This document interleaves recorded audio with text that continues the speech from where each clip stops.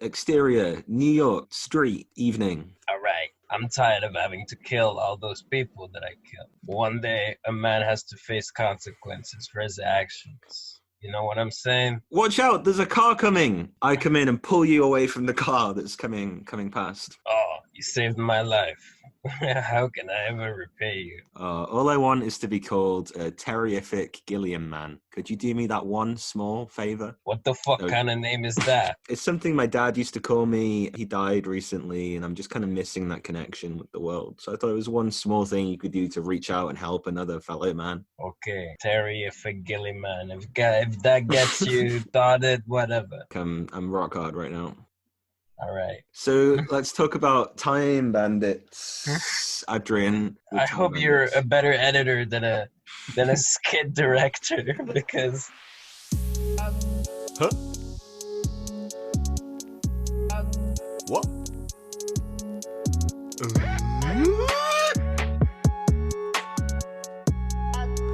Direct to DVD. Adrien, did you know what you were in for? Did you know what to expect from this film? Nothing. Yet I was disappointed. Well, you didn't like it. No, it was, I mean, it's very rough around the edges. The main thing that I didn't like, you follow this kid around. You see him at home in Britain, and then one day he goes to bed, and there just so happens to come out of his closet 6 dwarves. I think one died. Wait, not at the start, though. Like, right at the start? Not at the start, no, but they talked about how one had previously died, which is why there's only 6. Oh, so it's like a riff on can we say dwarf? I think it's little people, isn't it? I'm reading the plot. It says 6 dwarves. I guess it is kind of fantasy. I don't know. So it starts off in this very kind of like 80s, the upper working class home. All the sofas have got like shrink wrapped plastic on them. The mum and the dad are sitting on separate sofas, presumably because they've got this kind of relationship where they're not on the best terms. They don't really understand their little boy. All he wants to do is like imagine and play like make believe, but they're very much like, you have to be regular, you have to be a normal person, watch TV, eat your dinner, you little cunt. Yeah, don't forget to eat your vegetables and wait 1 hour before you go to bed. Is that a thing? You know, I was asking, because I saw this movie with somebody, and I was asking them, like, well, is that a thing people say in the UK? They were like, yeah, you have to digest before you go to bed, because otherwise your stomach stops digesting. And we go up to this boy's room, and he's got all these props that kind of tie into what happens in the film later on. So it's like a picture of Napoleon, some knights, like a Greek warrior. And the first thing that comes through his closet is the horses, right? It's not horses, it's the one knight with a horse. But that was just to show, like, he has a very vivid imagination, and he likes the Middle Ages, and he likes that kind of stuff. No, it's to establish the fact there's a hole in his room, right? Like a time hole, which is what the little people eventually fall out of. No, well, yes, kind of, because when the knight comes through the closet, he doesn't have the map, which would allow him to travel between places, right? Yeah, but the map like helps you navigate it, right? Maybe he just accidentally fell through. I thought that was what I got from it. I think that was just a dream. It's very much up for debate, Adrien, and that's probably a classic feature of Terry Gilliam films, is like multiple interpretations. It's not up for debate. You can just say I'm right. We're debating about it right now, so of course it's up for debate. I'm not debating with you. I'm right and you're wrong. It's as simple as that. That's the essence of a debate, isn't it? Is one person thinks they're right. It's not thinking that I'm right. I am right. That's the difference. I'd say it's up for interpretation, artistic license. And then the basic plot of the film, then, just to finish off, is they go through several time periods through these holes, and it's the boy and the time bandit, and they're trying to rob like historic treasures, aren't they, from different periods. Lot of set pieces. You have Napoleon, you have fucking ancient Greece, you have Middle Ages, you have like Titanic, you have Robin Hood. One of the biggest faults of the movie is that it just goes wherever. There's no real goal for these little people. They just want to steal some stuff and not get their map stolen from them by gods. Yeah, but isn't the whole point is like this kind of fantasy adventure kind of thing? If that doesn't catch you, then you're just like, when is this movie gonna end? When is anything gonna happen? It is very long, I'll give you that. And they perhaps could have done it a bit more tightly or succinctly. Maybe cut out a couple of the time periods, because a couple of them just seem like a way to like get in a famous person, like John Cleese is Robin Hood, Sean Connery's Agamemnon. That's the worst, maybe the worst part of this movie is you have Time Bandits starring John Cleese, Sean Connery, Shelley Duvall, Michael Palin. they appear in like 1% of the movie. Then it's like the little people and the kids. So the core idea, Okay, shut up. There's like all these actors, and they appear in like 1% of the movie each. Sean Connery, he has like 2 lines. His character goes nowhere. They don't reappear. There's no like arc for their character. They just kind of there. Even if that's the point of the movie, that doesn't make it good, right? what do you think about the giant holographic face that appears several times? Is that even a question? What did I think of the face? It is a question. I thought that was an effect. And there's a lot of kind of fantasy elements like that throughout, isn't there? Like the big dungeons at the end where it's like a labyrinth beneath a bottomless pit. I think when the film gets more fantastical and kind of embraces its weirdness, it is more successful than just the scene where it's like a guy fighting in a helmet and then he takes it off and you're like, is that Sean Connery? And then it's kind of over and he's not in the film anymore. No, yeah, that's it. I think the best part is part where and it's like, whoa, but this is crazy pit and you can't see anything. There's no light. Because you can't see anything, there's no sense of depth, anything. You're just like a little scared for these characters that you've come to know. I won't say know and love. How could you not love Fidget? There's not been that many like moments of humanity with them. Like the one little person is like comical asshole. Like, hey, come on, kid, we gotta steal it. Like, there's no moment where he goes, oh, maybe I shouldn't have continued stealing. There's no moment where he's like saying sorry to God. He's just like, I guess we stole the map. It seems like The Hobbit in that way. The Hobbit films where there are so many characters and they're not distinct enough from each other that they just all blend into one. Are you saying that because they're also little people? No, the actors in The Hobbit were actually big people. So are you saying that because the characters are little people? No, I'm saying because there's a lot of them introduced very quickly in succession and they're not really given enough time or focus to shine. I'll let it slide for now. Well, how many of the 6 little people featured in this film do you think are still alive, Adrien? This film came out in 1981. It's 40 years later. I say none. 1. Wow. Actually, 1.5, because one of them doesn't have a Wikipedia page. That's the one who's called Tiny Ross. That's his stage name. Tiny Ross. Doesn't Tiny have Rick. Yeah, no, I got it. Tiny Ross doesn't have a Wikipedia Who else page. isn't dead then? A lot of them were heavily featured in Star Wars films. Did you know that? So one of them was Kenny Baker, who was the guy inside R2-D2. Oh, really? Yeah. And then the rest of them are kind of like Ugnaughts or Ewoks or wherever they needed. Munchkins. Yeah, a lot of them have appeared in Wizard of Oz as well. We can go through them if you want. I don't know how exciting that is. No, we're not gonna go through the actors for that, but they really like have nothing. These poor guys. Yeah, like you can at least like Peter Dinklage has managed to make like a career that's not all based on like a gimmick. I think it was very difficult in the 80s to be a little person. Is he an actual little person or is he a small guy? He has dwarfism, yeah. So who is the little person Randall? Who is he to you? All right, this is where I lift the curtain on my life. I saw this movie 5 hours ago now. I don't know who Randall is. Is that the main little person? I believe so. And the actor committed suicide in 1990 by shooting himself in the chest. That seems like an inefficient way to go. Well, Robin was telling me earlier, little people, because of their physique, all their organs are very close together. So if they get any damage, it's very difficult to operate on. Maybe that led to it. I don't know. It's a tall people world. And his credits include the role of Dwarf in Turkish Delight. Oh boy. One of Tom Thumb's Army in Blackjack. Jesus in Cuba. He played Jesus apparently in a film called Cuba. Yeah, I'm on the same Wikipedia page. Right? Also starring Sean Connery. That is the issue with this podcast. Wow. It becomes people just reading things off the internet. And he had his own comedy apparently called Luigi's Ladies where he played Luigi. The movie Cuba where he plays Jesus.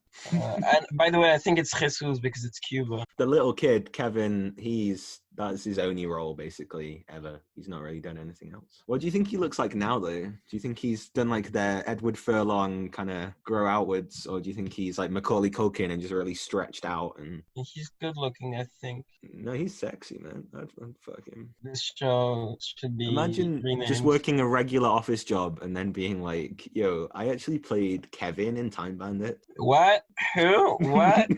Sean Connery had sex with me when I was a kid.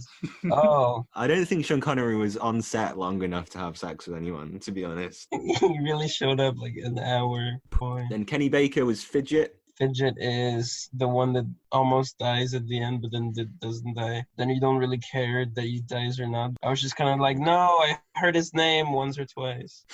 And he was in The Elephant Man, directed by David Lynch. Flash Gordon, where he plays Dwarf. Circus of Horrors, where he was uncredited, but he plays Dwarf. Oh boy. Plume Yeah. Dwarf, he played in The Elephant Man. It's like if I starred as human. Like, that's so insulting, isn't it? He was in Labyrinth as one of the goblins. Oh my At least god. they got R2-D2 back, like the actual guy for the prequels. Because they But could why? have just CGI'd it. And then we had Malcolm Dixon as Strutter. Strutter, Time Bandits. Oh Don't Google boy. it. That defeats the No, purpose. oh, he was the one with the glasses. He actually had glasses. He played an Oompa Loompa in the original Willy Wonka movie, and also an Ewok. Leektar, the Ewok warrior. And then we've got Mike Edmonds as Og. Oh, he gets turned into a pig. He does. He gets turned into a pig. Yes, he does. They do a lot of performances in this film, don't they? Like, they dress up in costumes at one point. They perform for Napoleon. Not enough, though. There's not enough going on. Not enough performances. You wanted more. And more not dancing. enough of anything. Not enough of anything. I'd say there's too much. Yeah, I guess. Depends how you see it. I see it as not enough plot. So Mike Edmonds played an Ugnaught. He played Logray, the Ewok. He played the character of First Jew in Salome's Last Dance. He was in Philosopher's Stone and Deathly Hallows Part 2 as an uncredited goblin. Oh, uncredited goblin, man. You want that. And he is still alive, actually. He's 76 right now. Isn't that remarkable for dwarfism? No, like Kenny Baker lived to be about 80. I think generally people with dwarfism tend to live much less long. Let's Google that, all right? Because we're Googling everything else in the world.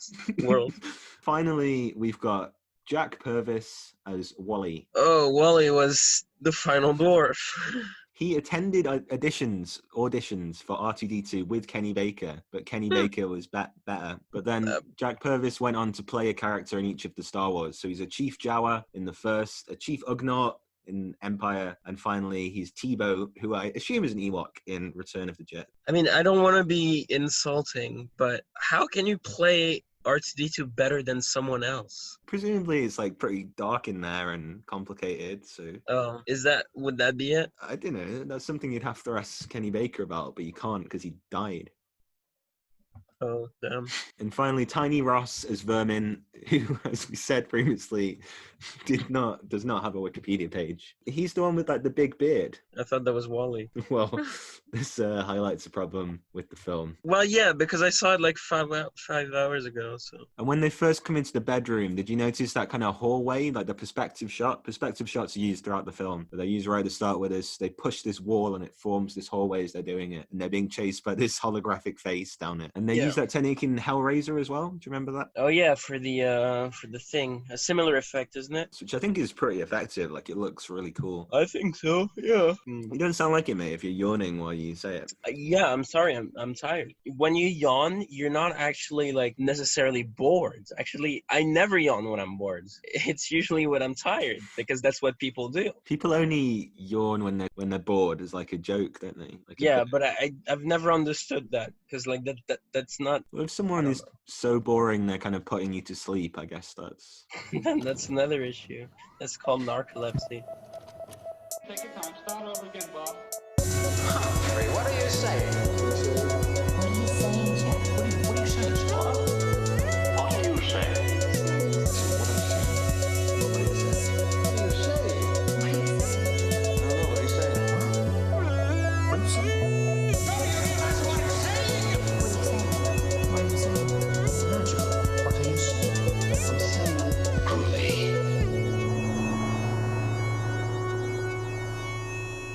So then they go to the Time of Legends, which is like the ultimate fantasy world, right? Like the kind of pinnacle of damn legend. like the whole third act, and they travel in this ship that's actually a hat. Yeah, but before then, the ship belonged to an ogre What is that accent? trying to be the Shrek accent. Well, Mike Myers in Shrek. Ogre. An Just like ogre, that. donkey, You know- somebody stop me. That's the mask. Yeah, I know. This isn't a Shrek podcast. This is a Time Bandits podcast. Yeah, I think Fidget said that little people had layers at some point in the movie. Did he actually? No, Oh. he didn't. He didn't have a single line in the movie. What about Sean, though? Is he looking past his peak? Kind of. Pre-Highlander 2 and post-Zardoz, I think. Oh God! So he's aging a bit. I mean, it's pretty clearly a wig, right, that he's wearing. Like, that's not his real hair. Oh, I didn't even look at it, but you're right. Wow, I think Zardoz is probably, one of the worst movies I've ever seen. But there's a connection between this and Zardoz, actually, because A, Sean Connery, obviously, and then B, there's like an invisible wall near the end that they kind of break through as if it's the fourth wall, which I thought was quite a cool bit. And then they end up in like the behind the scenes where the gods live. Anyway. They're doing a Time Bandits TV show, right? They have, or they're doing one. Taika Waititi's involved in adapting it to TV for Apple TV Plus. Why? There's nothing in this movie. There's nothing. Why would they want to?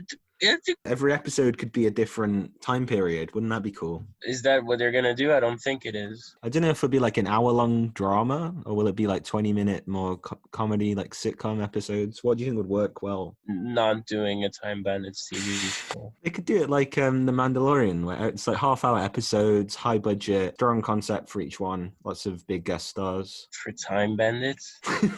Yeah, for Time Bandits. Have we seen this? Like, have these guys? They're really strapped for ideas when they have to like reuse a one-time out there idea from. Like, I could understand making a Brazil TV show because that's really that's a stepping stone for the science fiction genre. I don't think Time Bandits is the same for the fantasy genre. But it's very farcical, I'd say, the tone throughout. Pretty broad comedy. Like, there's a bit where they're all dressed up in the broad. Yeah, is it broad? I'd say it's broad. So you're saying this movie is for everyone? I'd say that kind of like slapstick practical humor is pretty mainstream. Yeah, I wouldn't say the movie itself is for everyone. So it's probably a good kids movie. And that's something we talked about with Jabberwocky. So Adrien, is this a kids movie?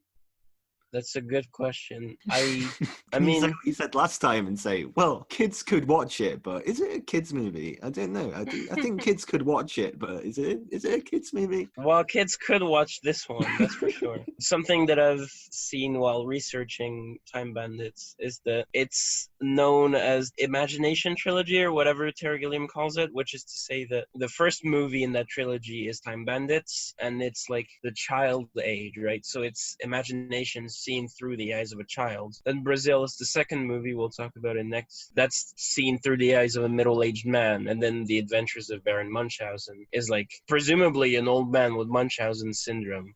You think? I mean, maybe not the syndrome, but if my research is correct, it is the final part of the trilogy, and that research, by the way, is like first paragraph of the Wikipedia page for Time Bandits. It's very extensive. I didn't say it was very deep research. I said it was research. Research I guess is as they're good kind of as... like a spiritual trilogy, in the same way that like the Cornetto trilogy is a spiritual trilogy, but they're on characters that carry over. Could you call the Cornetto trilogy just spiritual when so much of it is like it's the same structure, it's the same almost down to the editing, which is very similar because it's the same director. We've not seen the next two, have you? Have you seen Brazil or The Adventures of Baron Munchausen? No, but I'm talking about the Cornetto trilogy now because I'm bored. Sorry, I'm not bored. How could you be bored by Time Bandit? Wow, I don't know. How could you be bored of long scenes of Michael Palin and Shelley Duvall? It's not long. That's the thing. I wouldn't be bored of long scenes with Michael Palin and Shelley Duvall. I'm not kidding when I say they appear in a minute and 30 seconds of the whole entire movie, and the movie is 2 hours long, and they're the first names on the credit. What is that? Well, they're the most famous people in it, aren't they? Like, no one's going to watch this for the kid or for any of the little people actors because they're not famous. It promises a lot at the start with these big names in the opening credits, and then they're not really the focus. Another spiritual trilogy is the Star Wars prequels and the Star Wars sequels and the original trilogy. They're all spiritual trilogies. No, I think it's the Radio Gnome Invisible part 1, 2, and 3. So Gong, Angel's Egg, and You, the Fine Teapot. Yeah, you me just neither. made this up. No, it's a band called Gong. It's progressive rock. Our readers or listeners will get it. No, they won't. Cal, please. You're getting edited out, mate. Oh shit. There's a trilogy, like there's the Richard Linklater trilogy where it's like Before Midnight, Before Sunrise, those three. You know he did Boyhood. You know Boyhood took 12 years to make. You knew I didn't that, know right? that actually. No, wow, that's incredible. Wasn't there a French director who did like 3 films and they were called Blue, White, and Red, and it made up the French flag? I don't know that. Why not? It's I part of mean- your culture. Okay, just because I'm French doesn't mean that I've lived more outside of France in my whole life than I have lived in France, because I've lived in other places. That's the difference between you and I. I mean, I don't know that much about like the one specific French director, which may or may not be real, by the way. You might have invented that. No, You it's might have Chris. just- I've just found it. It's called Chris. He's called Krzysztof Kieślowski. Oh, he's Polish. He's not even French. Oh my god. But it's called Tricolore. That's what it's called, and they're called Bleu, Blanc, and Rouge. It's called Three Brothers. 2 brothers. It looks really bad. A recurring image in it is that of elderly people recycling bottles. Mm. Sounds fascinating. No, you don't understand. It's like art, man. It's like art. That's like national filmmaking is cool because so much of the films that get funded, like especially like big budget films, are from Hollywood. So it's cool to see little plucky countries like France getting it together and making their own little attempts at filmmaking. It's cute. Yeah.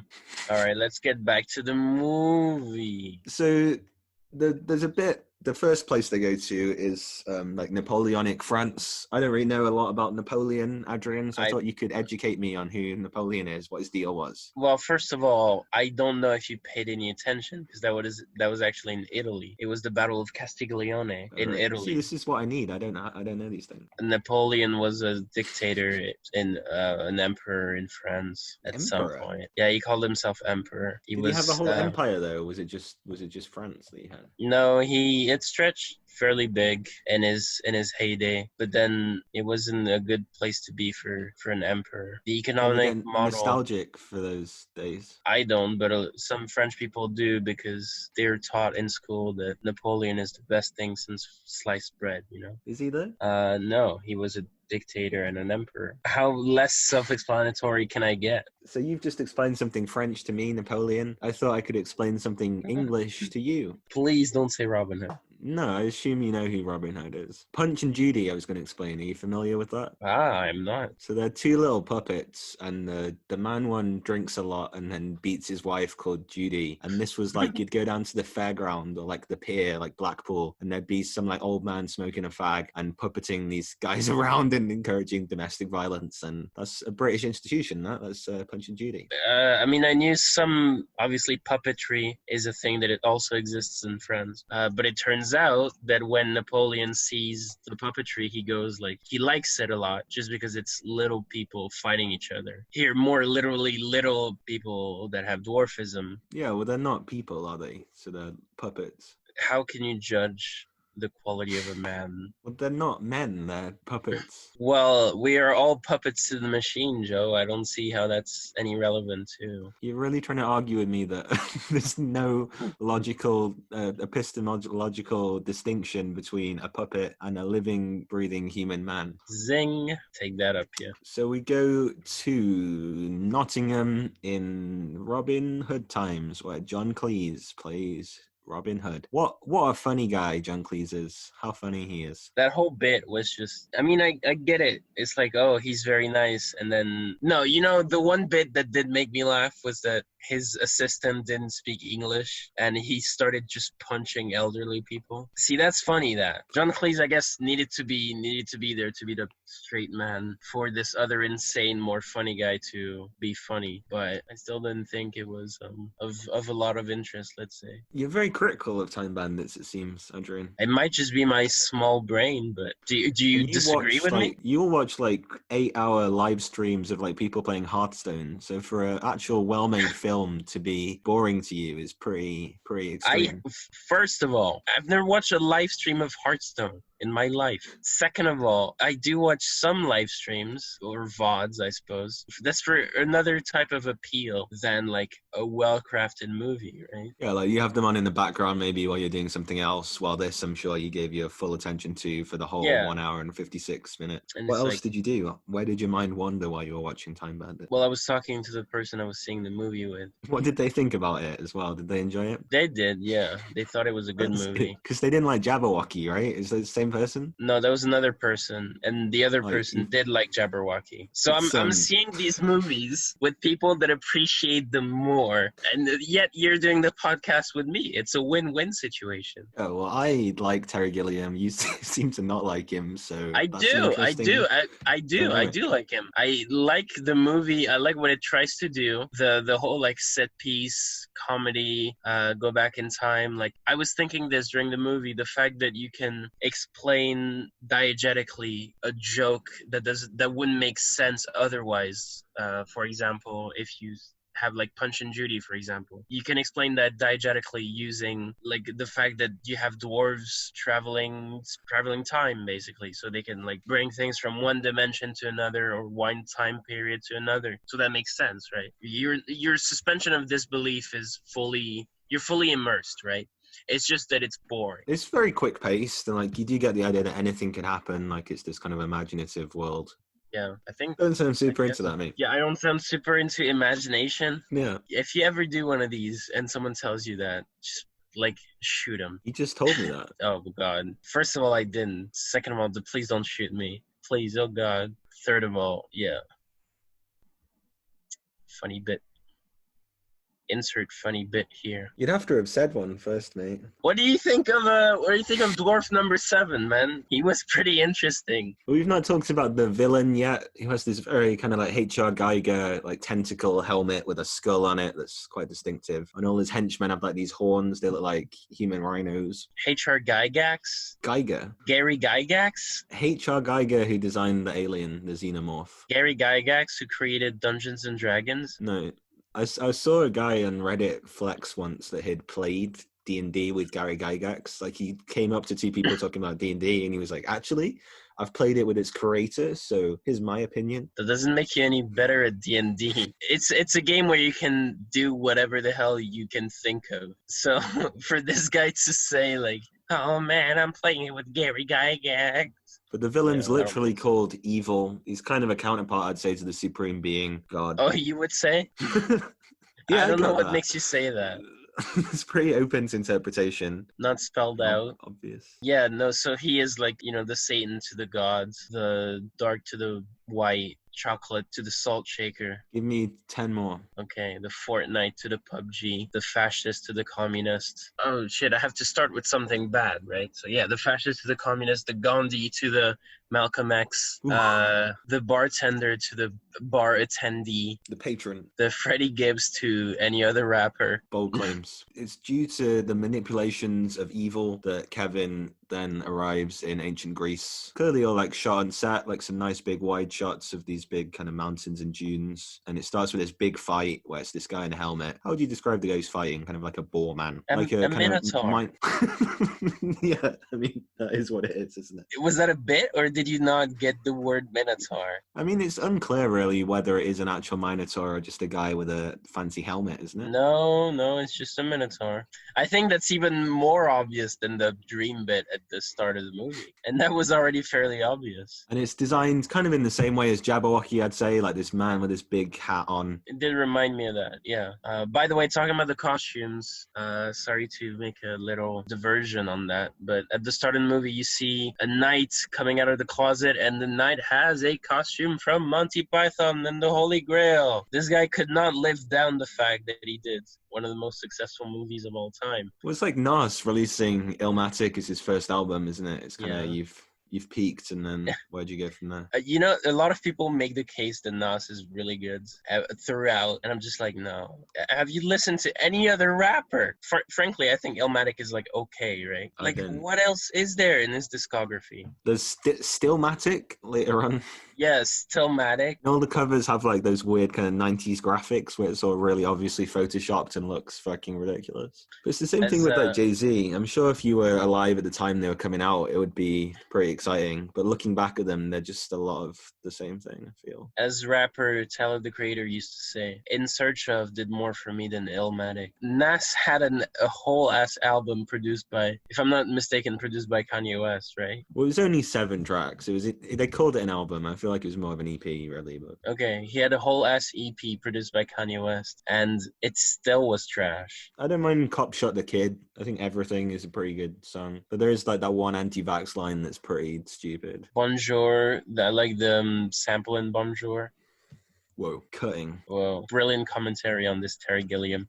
I'm sorry, man. Time Bandits, they're just not much, you know? There's so much, though. There's like about 8 different time periods they jump between. Please, ask me questions. I'll be happy to answer. Let's get back to the movie. Talk about the final fight at the end, which I thought was quite cool. They go into this like massive fight chamber. I don't know, like all the Time Bandits come in with like weapons from throughout history and they're fighting him. It's exciting, but then like the fact that they go individually and they take their sweet old time is like, because it kind of feels like the end of Jabberwocky where it drags on and it's like very slow and they do the same thing they kind of did at the end of Holy Grail, where they just God turns up. Like I think in that they're just like, oh, it was a movie the whole time and the cameraman's dead, so it's over. But in this, God just rocks up and he was like, this was all my plan the whole time. I'll defeat evil. Time Bandits, come with me. Kevin, go back home. Your parents are dead. Fucking the end of Monty Python the Holy Grail was also lame, I thought. Shitty battle that ends with like Arthur getting imprisoned. I mean, the rest of the movie is like really funny, but they just like didn't know how to end the movie, kind of. Do these guys not know how to end movies? That's been the connecting thread. Both of the movies, I think, have good endings. Actually, no. You know what? No, fuck this movie. This movie has a terrible ending. Well, it kind of breaks apart, doesn't it? And he's in his home, which is on fire. And Sean Connery's one of the firemen. So it's kind of maybe implied that it all happened in his head. And he has the photographs anyway, so he knows it's real. So why was Sean Connery the fireman then? Because they had him for an extra day, and he's the most well-known guy of them all, I guess. And then, so evil splits apart into lots of pieces. God says, make sure you get all those pieces, you fucking idiot. Time Bandits. They miss one, it gets trapped in the toaster, causes the fire, and then his parents touch it. His parents, kind of the villains of the film, I'd say, at least kind of the villains of the larger narrative. And then they blow up and they're dead. And it just kind of pulls back on this kid just sitting there watching his parents like smoldering shoes and their disintegrated bodies, and the camera just pulls away, and then the Supreme Being like picks up the map. If you wanted to have like read an allegory into this, you could say that the kid is held back by his parents, and the only way of escaping this mediocre family is through his imagination, right? And that's why at the end that causes him to imagine that his parents like get exploded by the evil or whatever, and that Sean Connery is actually the fire truck. Yeah, so there are possibly 2 interpretations there, and there's evidence for each of them. So the photographs still being there as evidence it was real. The fact that Sean Connery's a fireman, those could have been like any photographs, right? But just him imagining these were the photographs he took in Greece. And I like that it's kind of ambiguous at the end, because you don't need to wrap everything up with a nice little bow. And yeah, but then that feels like the opposite, where instead of wrapping it up with a nice little bow, it's the bow was there. Well, I'm sure all these questions will be answered in Time Bandits, the TV show, when that comes out. Where they're going to be like, what's your name, kids? Your name is Kevin, and you're by yourself? I'll call you Solo. For some reason... just literally what they did in Solo. Like, that doesn't apply to this movie at all. I thought maybe we could finish by talking a little bit about Labyrinth, because I noticed quite a few parallels between the two. That it's like fantasy. Yeah, like you said, the main star is a kid, and they're taken from like their humdrum life in their small parents' home to a much larger fantastical world that is dangerous in some places. And the big stars like David Bowie and all the... Oh yeah, and Sean Connery in this. Yeah, I can see the parallels now. You got me at at David Bowie. And the creature design, so the Jim Henson obviously did Labyrinth, and Terry Gilliam, I think, does a lot of his own effects, so the perspective stuff and the models, like the big guy with a ship on his head. Yeah, I mean that's the best. Those are the best parts of the movie, is the effects and Terry Gilliam's imagination. It's so why always do you the think best he's part not of his doing movies. that front to back? Because do you think Yeah, he's I just think still developing as a filmmaker? Because this is only his second solo feature. it would be a bit overloading it, I think, if he did like continuously like effects and effects on top of effects. Like you have to save those, right? You have to savor those. Yeah, his films are going to get better as they go along, right? Like, I'm pretty sure Brazil is seen as one of the best. Science fiction movies of all time. The Man Who Killed Don Quixote, but that's a movie that you never get tired or bored watching it. So he's definitely improved while keeping in theme of like, you know, his imagination and comedy. So I think he did get better. And do you think that's more creative freedom or like more practice leading to be better, or maybe like higher budgets, meaning he can do more? The higher budget might be true. I know he was like dropped by a lot of distributors and studios because like, for example, The Man Who Killed Don Quixote, no one wanted to finance it because some of his movies are bombs. Like, No, you said this last time as well, and I don't think it's true. Like, Time Bandits made like 8 times its budget, 40 million, and it cost 5 million. okay, I'll take the 3 movies that happened just before The Man Who Killed Don Quixote, just for the example. Much later in his career. Yeah, but much later in his career, his movies were mostly bombs. Tidelands, that did horribly. He spent 19 million Canadian dollars and made 560 US dollars. 60,000, sorry. It's just like 5 people. His family saw the movie, that's it. The Imaginarium of Dr. Parnassus had like a 30 million. Oh, I guess that did better. Never mind. And then the Zero Theorem did much worse, actually, in box office. Like 10 times worse. So it's a hard life. He just, you know, he's got an imagination that's, and I think he's one of those filmmakers that doesn't get trampled over and doesn't just become a yes man. I don't know, but I get what you mean about Terry Gilliam. I don't think he's not a sellout. Like, all his projects are passion project. Yeah, exactly. And it's all his vision and like what he wants it to be. No sequels. Which is sometimes to his detriment, I think, in some cases. But let's get back to the movie. Let's get back to the movie. Let's get back to the movie. Let's get back to the movie.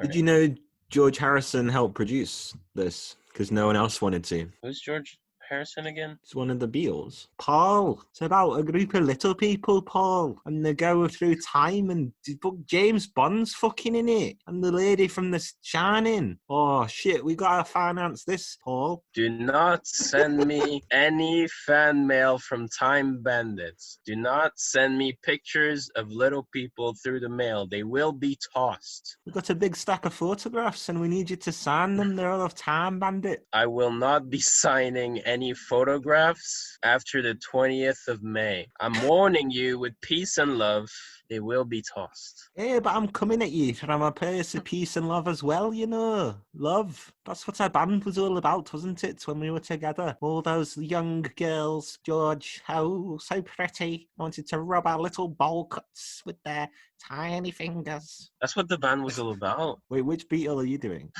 Trying to do Paul. I thought I was doing Paul. Oh, I thought you were doing George Harrison. I was doing Ringo before then. Hey, Ringo. Hi, Paul. Anyway, the boys from Monty Python, you know him, Gilliam and Palin, they've written this great film. Python? Monty Python. They're like us, they were like 60s icons for their comedy. And one of them's written this great new film. You could say the Beatles of film. You never remembered my name, Paul. And what is it again, George? I know I'm only the second drummer, but you could at least try. Yeah. I thought we were friends, man. This was supposed to be what this was all about. Yeah, but you know what fame does, don't you? It tears us apart. I don't know what fame does, Paul. Well, maybe that's because I'm more famous than you, you wee Liverpudlian bastard. I'm not sure you say Liverpoolian, Paul. Anyway, the boys from Monty Python have got a new film they're making. Okay. It's a fantasy about imagination, and it's written by Terry Gilliam and Michael Palin. I thought they made